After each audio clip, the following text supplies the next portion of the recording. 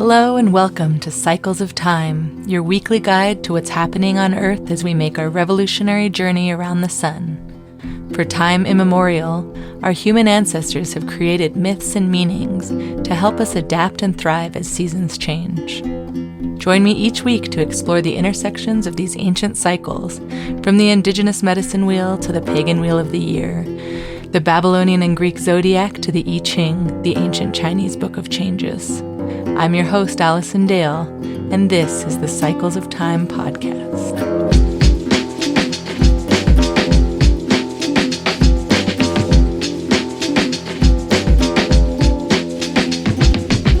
Hey friends, welcome to this space, to Cycles of Time. This is your weekly forecast for June 3rd to 9th, 2024, a new moon of change. So how's everybody doing out there? I like to ask this every week as a theoretical, hypothetical, conversational place, but especially this week I feel compelled to ask how everyone's doing. I know that for me, this last week has been filled with processing a lot of grief, and that's been on a collective and political and personal level as well. And I feel like many of us, I am in a portal of grief. Last week, the sun was transiting through the gate of skills and enthusiasm, if you listened to last week's episode, and I meditated on this gate and this energy as I do each week. And on the surface, during the course of so much coming to the surface with Rafah and the absolute atrocities that are happening in Gaza, and also some family tragedies that were happening in my life, I started to think about enthusiasm and skills, and on the surface it felt very diametrically opposed to the frequency that I was in, the grief frequency. And I feel like grief for me can frequently feel hollow and numb and kind of a sensation that makes you want to shut down and sleep and just kind of turn off. In my mind, the word enthusiasm feels like a rainbow, and the word grief feels cold and slate gray and just really on the opposite end of the spectrum from enthusiasm. But as I sat with it a little bit longer and dug deeper into the meaning of enthusiasm, it started to feel like a beautiful word to include in the processing of grief. The word enthusiasm is derived from the Greek root entheos, which translates to the God within. So enthusiasm then means to be possessed by the breath of God. And I think I put this in last week's episode, but I wanted to reiterate because I just loved that so much. And to me, thinking about being possessed by the breath of God and having that sensation of God within us feels more appropriate for how grief wants to show itself rather than shutting down to me. And I think it's a cultural thing that we shut down with grief. I think that we have a really limited definition of grief in our modern Western culture, and also a limited allowance to even be able to grieve. It's not part of the culture at all to bring these feelings to the surface. I'd say that grief in modern Euro-American culture is very private and quiet, and it's done behind closed doors in kind of hushed voices, feels rushed past and not dwelled on. It often feels rationalized in my life, definitely in my family, and held inside. And kind of a lot of times, something happens that is sad or that we feel grief about, and there's mental reasons for why it was better that happened. And I think that's something that can help us, but it also encourages us to rush past it quicker than we might otherwise. So, we don't have many special places or spaces for mourning or for grief or for death or for transition in general in this culture. So it often feels uncomfortable and unfamiliar and just destabilizing, unstable. I'd say it can be hard to know what to do with the feelings of grief sometimes, and so we often turn inward upon ourselves, and it can turn into a lot of attacking ourselves for not knowing how to feel. I think that we're not meant to bear the weight of grief silently, and we're not meant to bear it alone. And One of the people that I'm grieving this week is a dear friend of mine who passed away recently, named Firefly Walter. She was a close friend of my family and a nanny to my daughter growing up. And she was a beautiful musician, and she left us all a song, an album, that is called Shapeshifter. And one of the songs on it is called Grief and Praise. And I've been listening to that song a lot this week, and I'll include it in the Substack article, a link to that. But listening to it made me feel the grief I'm feeling more akin to the enthusiasm and flow state and the praise that we spoke about last week in the Gate of Skills and Enthusiasm. So I'd say that what she brings to the surface here is that praise is enthusiasm, and grief is the same thing as praise. She sings, "Grief and praise are one and the same. The love that I've had but always held back is now safe to fill all the space." And I know she was influenced by Martin Preschel, an author who writes about grief. And he says, I quote, "Grief expressed out loud, whether in or out of character, unchoreographed and honest, for someone we have lost or a country or home we have lost, is in itself the greatest praise we could ever give them. Grief is praise because it is the natural way love honors what it misses." And while we may never feel skilled at grief or truly enthusiastic in our grief, what we can allow ourselves to do is immerse ourselves in the grief and to feel it truly, to share it, to let it erupt out of us the way it wants to, and to let that inform us and help us tell new stories and weave in new meanings into our life. Somewhere deep down, I know that grief too can be enthusiastic in revealing, erupting, and praising to the world the love that we're holding inside us for what is gone. And in that way, I'd say that it's akin to the definition of enthusiasm from the Greek, of revealing the truths of the God within us, the feeling of connection to something higher, as well as to the people around us. So this week ahead, amidst all of the grief that continues inevitably, we can continue to love enthusiastically. I think we can continue to allow grief and praise to change us and to gather us together. This week, the sun is transiting through the gate of change and also the gate of the gatherer. So I love thinking of how enthusiastic grief, letting the grief flow from out of us, the way anything that we do enthusiastically could be done, allows us to embrace change and also to gather together. It shows others that we can do this in community. So it is a new moon week this week, Gemini new moons, and it's a perfect time to tell new stories and let the wisdom of our bodies lead us emergently toward new beginnings. So this week's highlights, we have an interesting thing happening today, Monday, June 3rd, which is the planetary lineup of Jupiter, Mercury, Uranus, Mars, Neptune, and Saturn. So this morning, hopefully you caught it. It will still be happening tomorrow morning, but it was the most lined up this morning. All of these planets are lined up in a pretty straight line across the sky in the northern hemisphere. So it's pretty cool to see that visualization of these planets spanning across Gemini, Taurus, and Aries, the parts of the sky that are known as that in the zodiac, and you can really see it with the naked eye. So very cool. We also have the new moon in Gemini on Thursday, and it's conjunct Venus. And then on the outer wheel of Human Design and I Ching gates and hexagrams, we have the sun transiting through gate 35, the gate of change, from today through Thursday or midday Friday. And then Friday through next Wednesday, the sun will enter gate 45, which is the gate of the gatherer.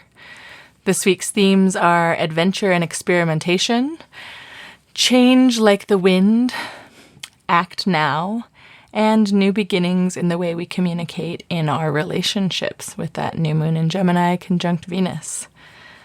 In the medicine wheel, we are in the direction south, which represents fire and youth. We're also in the Wuxing Taoist 5-element cycle element of fire.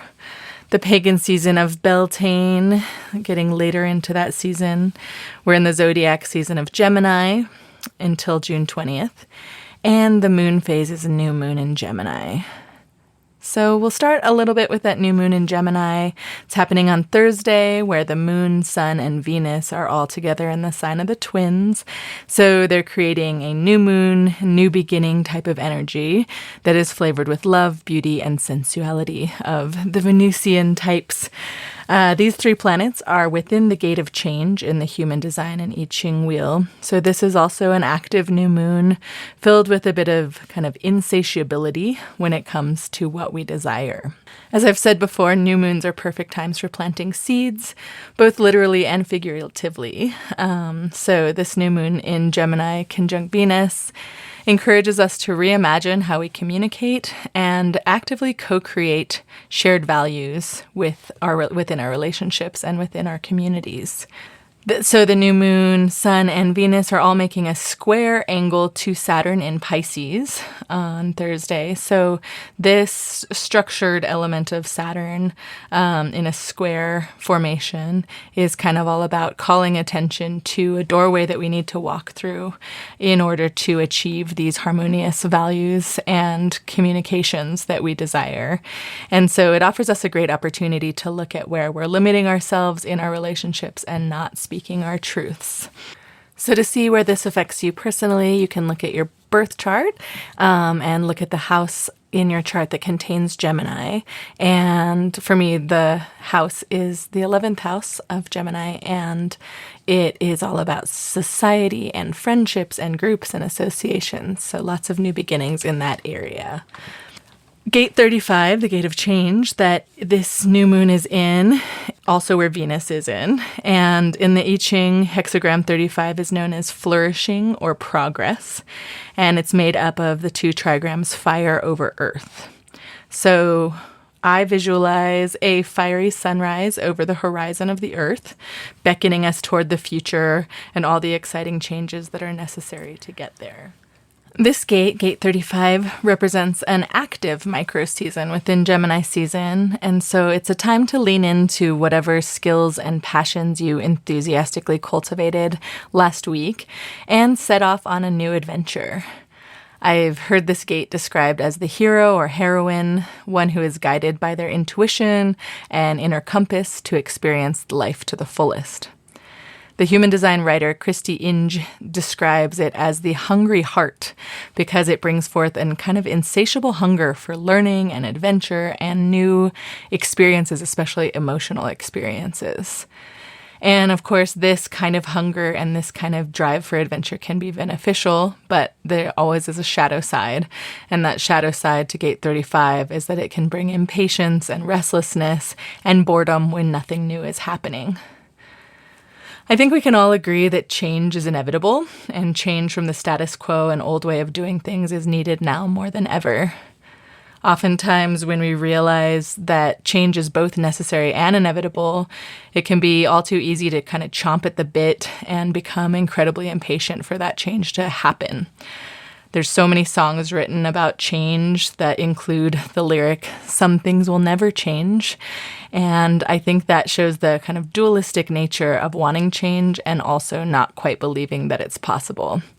I've been listening to a lot of change songs playlists, so I will link some of them below because there's a lot of really good songs that are about change.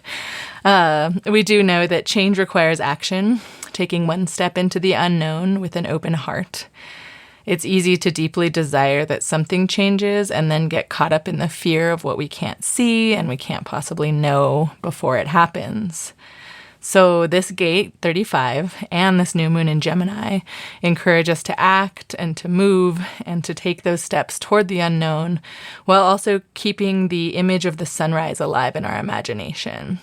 Just knowing that we're not stepping toward inevitable darkness and that the sun always rises, and there's always a new dawn. So fire over earth for this gate really can evoke just such a beautiful visual of that new dawn and what is required to change for that to happen. One of my favorite change song lyrics is by Big Thief, and it goes, "Change like the wind, like the water, like skin, and just reminds us that, kind of this Gemini breezy kind of weather. It's still very windy here in New Mexico, but just in general, that kind of breezy pollination of the air sign Gemini contains a lot of that energy with it. And also our skin and our own bodies are always changing. Our skin is always shedding. We're always replacing our cells with new ones. So just maintaining the bright fire ahead to drive us forward as we undergo so much change. This gate 35 also reminds me a lot of Castor and Pollux, who I spoke about last week in depth in the Gate of Skills and Enthusiasm. The Gemini twins in Greek and Roman mythology were not only skilled and enthusiastic, but also great adventurers and seekers of change. So their legacy carries on in this gate. So this energy affects us all week until Friday, and then on Friday through the weekend and into next week, we move into the Gate of the Gatherer. The sun is transiting into the Gate of the Gatherer. And this is also known as goodwill or benevolence. And that same human design author that I like for her descriptions of these gates, Christy Inge, calls it the money steward. She says, Gate 45, money is power, and it is a master at managing, using, and distributing material resources, especially money, in service to family, friends, and community. Gate 45 is fully aware of both the spiritual and mundane power that money holds and wields it with equity. On the negative end of the spectrum, or I would never say negative, but on the shadow side of this, the Gate 45 can be the energy of hoarding money or resources, knocking people down so that they rise up, or maybe even unconsciously staying broke in an attempt to prove spiritual worthiness. Gate 45 is a gate of community leadership and gathering people and resources together and kind of overseeing how they're distributed, which ensures fairness at its most ideal. In the I Ching, Gate 45 or hexagram 45 is known as gathering together, and it's represented by the hexagram lake over earth. So like the visual for change was sun over earth, the sunrise beckoning us towards the horizon. Lake over earth also has a really potent visual where it's an alpine lake, imagining lots of different streams of water from different directions gathering together into a single lake held by this earth, this ground, this stable place. Hexagram 45 represents uniting with others and coming together. And a person with this hexagram or gate in their birth chart naturally gathers resources without coercion. And kind of like a lake gathers water by being the lowest point between rivers and streams, this energy is all about thinking of the good of the whole, kind of being that solid basin where different energies can come together. So this weekend through next week, Wednesday of next week, is a time to focus on teamwork and synergy and not trying to do everything alone. It's time to bring together those who share your goals and support your dreams and venture out in your community or work with your family or those that are close to you. It's also a time internally to gather oneself together, gather yourself together. So concentrating on unifying the forces within yourself and being whole unto yourself, knowing that an internal unity will translate into a solid team around you. Once again, this gate really evokes Gemini energy with that sense of community being super important this time of year, the sense of coming together, the sense of, bringing your skills and your enthusiasm and your adventurous spirit and what it is that defines you into a social realm. And so this gate, personally, I have this gate in my chart. My north node of the moon is in Gate 45 and also my unconscious sun. So the I have a couple of placements in this gate. And the North Node in astrology and human design represents the part of life that we're hungry for and that might take some work to achieve. And in human design, the unconscious sun represents the energy that we radiate and that influences us, but we're not 100% conscious of, and it's kind of more beneath the surface.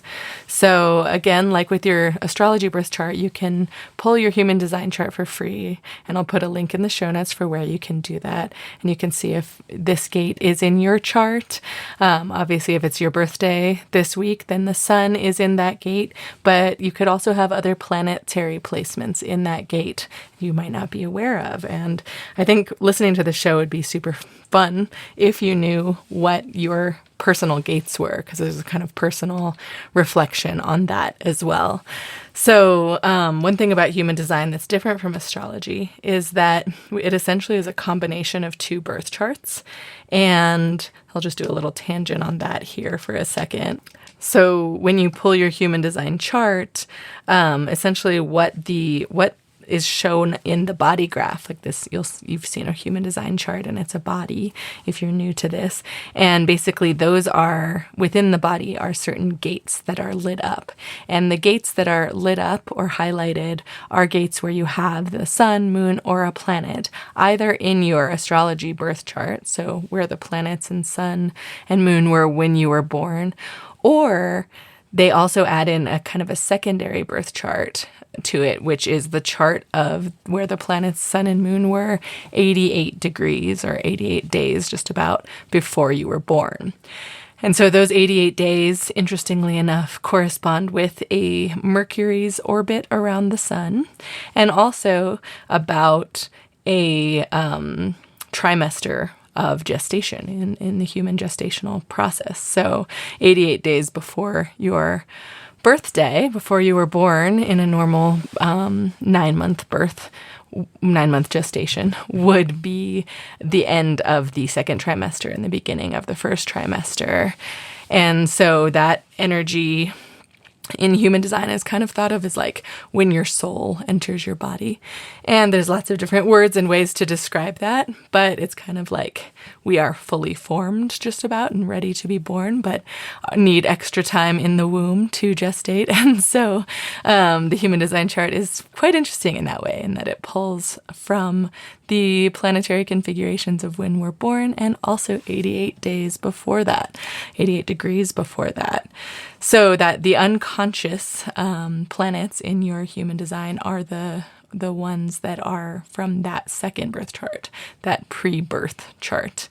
And then the conscious placements are from your normal astrological birth chart, where the planets and sun and moon were when you were born.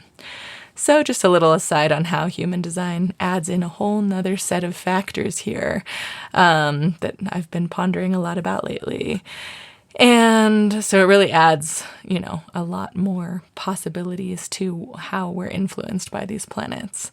So for me, having both a kind of conscious hunger with my North Node in Gate 45 and a subconscious or unconscious infusion with my unconscious sun being in Gate 45, I really feel like it strikes a chord with me. I feel that it's definitely my North Star to bring together ideas and resources and people and to allocate them and distribute them equitably. It's been something I've always wanted to do and had a hunger and a desire to do. And also, I think, isn't kind of unconsciously shines through me, even if I don't know it. This has shown up in my work in the past. Back in my 20s, I founded a collaborative artist network called Art Larking in San Francisco. And the goal with that company was to share resources and audiences in the process of showcasing art and music and film and dance and performance. And it was such a fun, it was something that I was just inherently driven to do, to bring all of these different art forms together, kind of like that lake imagery, lake over earth, kind of being this lake that could gather different people's creative streams into a singular place and share the people that were going to witness this. And I remember just getting a lot of feedback on these shows that I would throw because people would say, wow, I've never been to something like this. And even though it seems very similar to a dance show or an art gallery show or a concert I've been to, by bringing all of these different types of art forms together, it really added just that gathering spirit of bringing it into a singular venue, allowed people to see things that they might not otherwise see and share in the collective effervescence of all of those things coming together. So for me, that was definitely a 45 moment in my life. We threw about probably 15 or 20 shows that were these multimedia type shows, and it was so fun. And I had this dream of making it into a social network or kind of a community network that was online, because this was mid-2000s San Francisco, and everybody was starting a online company, a social network. And so I had about 2,000 members on this social network of different types of artists around San Francisco for a while, but it kind of didn't quite go anywhere, and I ended up moving on to different pastures. But it's still one of those things that I really see as a gathering energy that I love to do. And similarly, this podcast, I would say, has that kind of unconscious drive and North Star of bringing together these different philosophies and different systems of thought into a singular place to be able to contemplate them side by side. So, loving this gate of the gatherer. Next week on the podcast, we're still going to be in Gate 45 until Wednesday, so I am going to be having a very special guest on to discuss the energy of the Gate of the Gatherer, as well as Gemini season, as well as a season of fire, and all of these energies that are showing up in this season. It is this special guest's birthday on Sunday, so we'll be jumping right into the week of her birthday. And she definitely, to me, is someone who I admire very deeply, and who embodies this energy of the gatherer, gathering together resources in a benevolent way, and sharing and distributing knowledge and wisdom. And I'm super excited to talk to her, so please tune in for that. And for now, I'm just going to say goodbye, farewell. It's been lovely. And I hope you have a beautiful week of change and gathering ahead. As usual, I'd love to know in the comments, either on the podcast or on astrosomatics.substack.com, how these energies are showing up for you. If you have Gate 35 or Gate 45 in your Human Design chart, or if you have Gemini in your astrology chart. I'd love to hear just what is alive for you right now. So please don't hesitate to comment, share, do all the things that you need to do, and hang in there. Sending all my positive vibes out into the airspace. And I'll talk to you again next week with our special guest. Bye.